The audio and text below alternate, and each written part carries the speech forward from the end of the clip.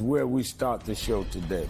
With me now is Congressman Vincente Gonzalez and State Representative Venton Jones, both Democrats of Texas.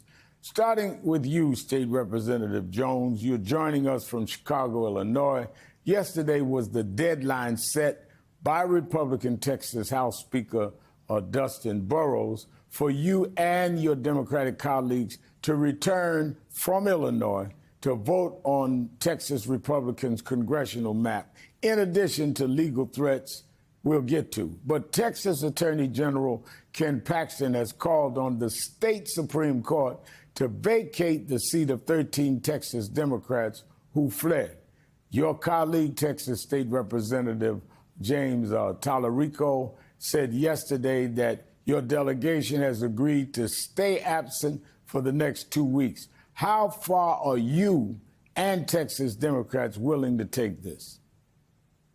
Thank you so much for having me, Reverend Sharpton. I think that we're willing to take this as far as it needs to go. When we talk about the dramatic overreaches in power that we've seen from the White House and also from the governor of Texas, we have to do something. And that is exactly why we broke quorum, so that we can raise the alarm that this racist redistricting was being forced down our throats at the sacrifice of Black and brown congressional seats that many communities have worked hard to maintain. And so this is something that we could not let fly, and we are standing firm in our opposition to this redistricting effort and making sure that everyone across this country knows exactly what's going on so that we can take action. And I'm noticing you brought up race because a lot of people don't know that most of the districts are Black and brown that they're dealing with. Congressman Gonzalez, let's talk about the threats Texas Republicans have made this week. Paxton has called on Illinois 8th Circuit Court to enforce civil arrest warrants that Texas House Speaker Burrows issued for Texas Democrats who fled there. At present, those warrants are only enforceable within Texas, and the Illinois court hasn't scheduled a hearing on the matter. But Senator John Cornyn claims that the FBI has agreed to his request that the agency track down Texas Democrats who fled. We've seen no confirmation that the FBI has or will comply with that request. But are you confident with this administration that it will stay that way, Congressman? Yes. Well, first of all, I want to thank our legislative heroes that are around the country holding the line of democracy for Texas and for the country. And clearly, this is the most aggressive power reach of American democracy that we've ever seen in our history, and certainly in our modern history. And I don't think that they'll stop at anything. This is like the person that you just caught pickpocketing you, and you're trying to be upset at them, and they want to slap you on top of it. That is exactly what the governor is allowing to do. The Texas Attorney General is doing. I'm very, very surprised at the positions that Senator Cornyn. I mean, he's usually a gentleman. I don't agree with him politically on very much, but he's usually a gentleman. But he's under his own pressure for the next primary that's coming up in the state of Texas. So he's acting way out of character and way out of the character of people who care for our democracy. But I wouldn't put anything past them at this point. I think that we need to continue holding the line, not only for Texas, but for the country.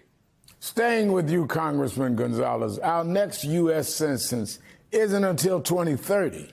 But earlier this week, the president said that he was ordering the Commerce Department to start work on a new census that would exclude people without legal status while using, quote, the results and information gained from the presidential election of 2024. The Constitution grants most census powers to Congress, but there is a Republican bill in the House that would exclude non-citizens while calling for a new census and congressional redistricting before the midterms next year.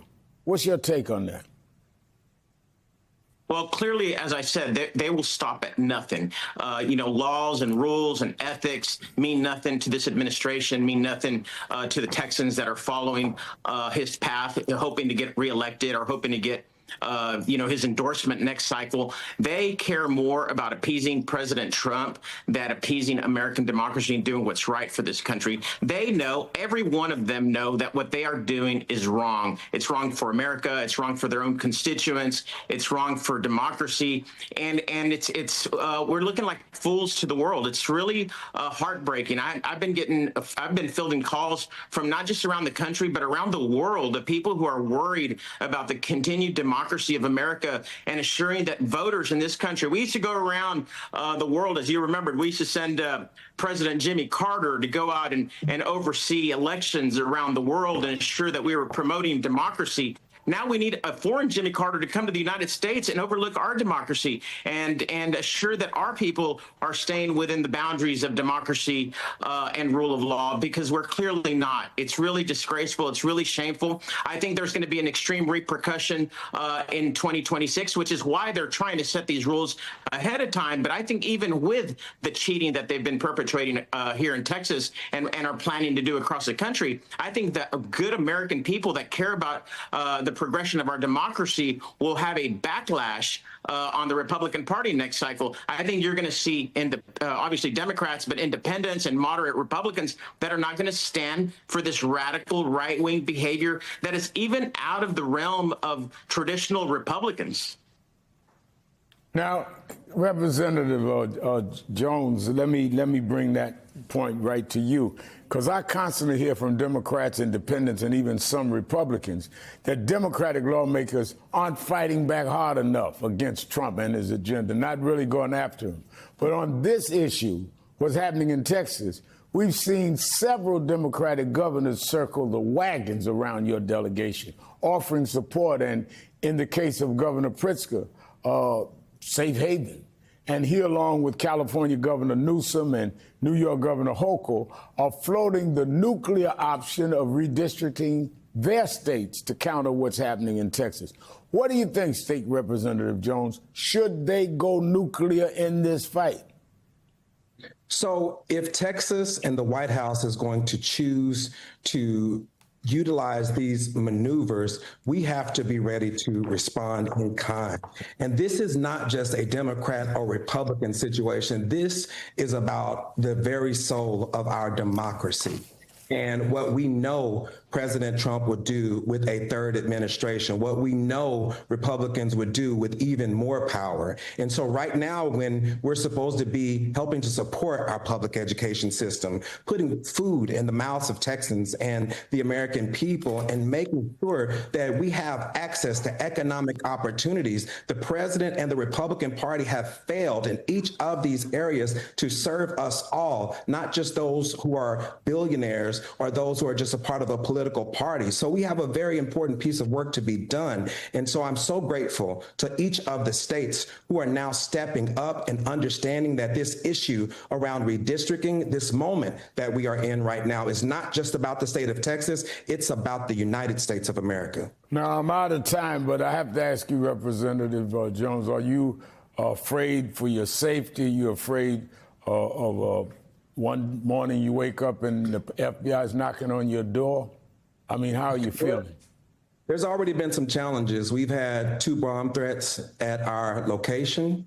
And to be honest with you, I just take it one day at a time. And as we have just recognized the 60th anniversary of the Voting Rights Act, I think back to what our community has dealt with regarding bomb threats, regarding violence and death, and the need to continue that fight. And that's a place where I've been able to draw so much strength, because and sometimes it feels like history is repeating itself. And it's also a reminder how important it is that we have to fight right now for our democracy now and for the next generation. So I'm grateful for that strength right now. Well, that strength coming from the right place, because those bombs went off in many occasions that led us to the 1965 Voting Rights Act.